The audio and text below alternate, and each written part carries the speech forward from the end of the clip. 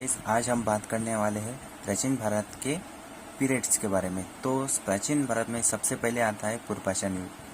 तो उसमें जो सबसे पहला जो पीरियड है वो लोअर पूर्वपाषाण युग है, जिसका जो कालावधि है वो है ईसा पूर्व 6 लाख से ईसा पूर्व 1.5 लाख तक। उसके बाद में आता है मध्य पूर्वपाषाण युग, जिसका जो कालावधि है वो 1.5 लाख साल से 35,000 ईसा पूर्व तक। उसके बाद में आता है अपर पूर्वपाषाण युग, जिसका जो कालावधि है वो ईसा पूर्व 35,000 से 10,000 के बीच में आता है। पूर्वपाषाण खत्म होने के बाद फिर चालू हो जाता है मध्यपाषाण युग। मध्यपाषाण में 2 भाग सबसे महत्वपूर्ण है, जिसमें सबसे शुरुआती मध्यपाषाण युग है, जिसका जो कालावधि है वो ईसा पूर्व 10,000 से ईसा पूर्व 9,000 तक है। उसके बाद में महत्वपूर्ण जो पाषाण युग है मध्यपाषाण युग, उसका जो कालावधि है वो ईसा पूर्व 9,000 से ईसा पूर्व 4,000 के बीच में आता है। उसके बाद में आता है नवपाषाण युग। नवपाषाण युग का जो कालावधि है वो ईसा पूर्व 5,000 से ईसा पूर्व 1800 के बीच में आता है।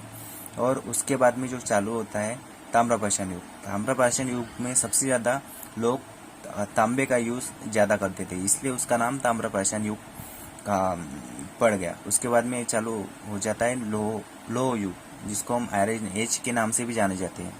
तो लोह युग का जो कालावधि है वो ईसा पूर्व 1,000 से ऑनवर्ड है। और उसके बाद में आते हैं हड़प्पा संस्कृति। ये सबसे पहली सिविलाइजेशन है जिसको हम इंडस वैली सिविलाइजेशन के नाम से भी जाने जाते हैं। तो हड़प्पा युग का जो कालावधि है वो ईसा पूर्व 1900 से ईसा पूर्व 1700 के बीच में है। उसके बाद में आता है ऋग्वैदिक युग, जिसको हम वैदिक पीरियड भी कहते हैं। इसका जो कालावधि है वो है ईसा पूर्व 1,500 से ईसा पूर्व 1000 तक। तो वैदिक काल के बाद में आता है उत्तर वैदिक काल। उसका जो पीरियड है वो ईसा पूर्व 1,000 से ईसा पूर्व 500 के बीच में। उसके बाद में जो आता है वो है पूर्व मौर्य युग, जिसको हम प्री मौर्यन एज के नाम से भी जाना जाते हैं। पूर्व मौर्य युग का जो कालावधि है वो 6वीं शताब्दी से ईसा पूर्व 34वीं शताब्दी तक माना जाता है। उसके काल के इर्द गिर्द जैन धर्म का ही प्रसार हुआ था, जिसके जो संस्थापक है वो वर्तमान महावीर थे। उनका जो जन्म है वो ईसा पूर्व 540 को हुआ था। उनका जो मृत्यु है वो ईसा पूर्व 468 में होता। जिस वक्त उनकी जो मृत्यु हुई थी उस वक्त उनकी जो एज थी वो 72 साल थी। तो उसका जो जन्म स्थान थे वो है वैशाली के निकट गांव, जो उत्तर बिहार के वैशाली के पास के साथ लगा हुआ है। और जैन धर्म के 2 मुख्य वर्गीकरण हैं, जो है दिगंबर और दूसरा है श्वेतांबर। तो दिगंबर और श्वेतांबर ऐसा इनका नाम क्यों पड़ा है, चलिए जानते हैं। तो सबसे पहला उनका जो कारण है तो है वर्धमान की मृत्यु के बाद 200 वर्ष के बाद मगध में एक अकाल पड़ा था। ये अकाल 11 वर्ष के लिए पड़ा था। आत्मरक्षा के लिए भद्रबाहु के नेतृत्व में कुछ जैन दक्षिण चले गए तो कुछ रुक गए। दक्षिण में प्रसार के बाद अकाल के बाद वापस लौटने पर स्थानीय जैन में मतभेद निर्माण हुआ और एक सभा बुलाई गई। तो सभा में जो निर्णय हुआ उसमें जो परिणाम हुआ उसमें दक्षिण से लौटे जैन को दिगंबर के नाम से जाना गया, और जो स्थानीय जैन थे उनको श्वेतांबर के नाम से जाना था, जो आमतौर पे सफ़ेद वस्त्र पहनते थे। और उन जैन धर्म के जो सिद्धांत है उसमें 5 मुख्य सिद्धांत है, जिसमें हिंसा मत करो, झूठ मत बोलो, चोरी मत करो और संचय मत करो।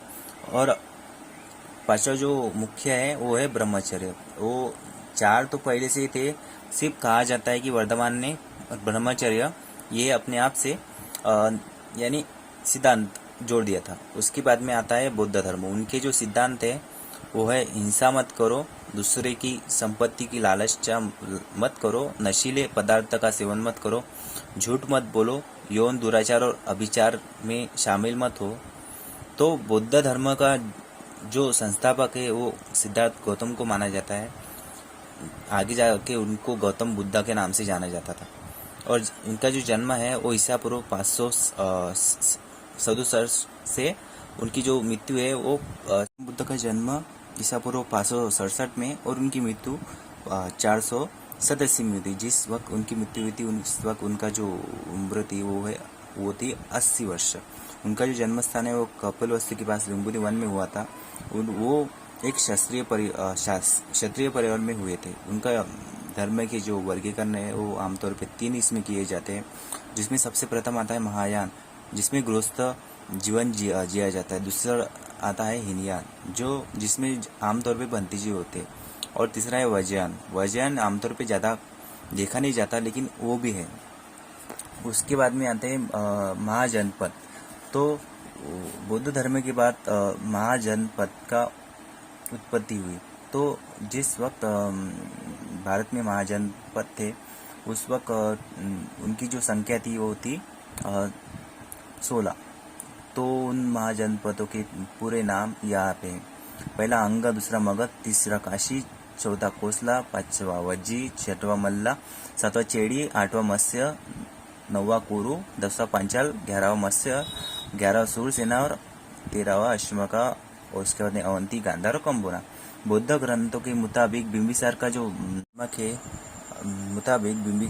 जो कालावधि है वो 544 से ईसा पूर्व 492 तक उनका शासनकाल है। उसके बाद में आते हैं अजातशत्रु।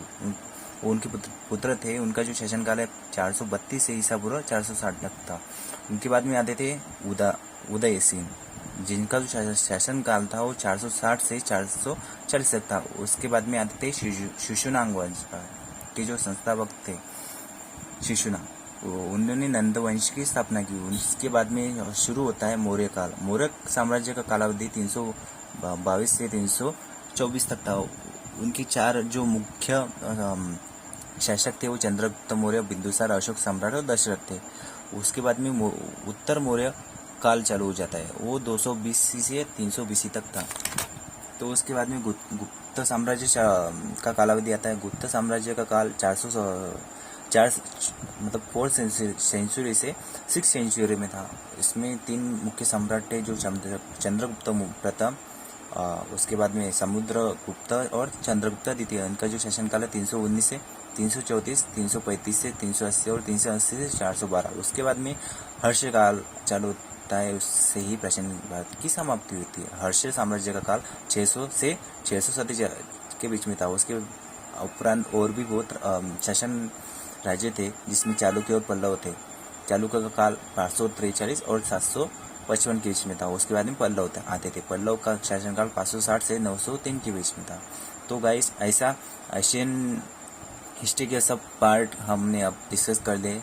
आपको अगर वीडियो अच्छा लगा हो तो प्लीज़ चैनल को सब्सक्राइब कीजिएगा और बेल आइकन को दबाना मत भूलिएगा। Please like, share and comment please.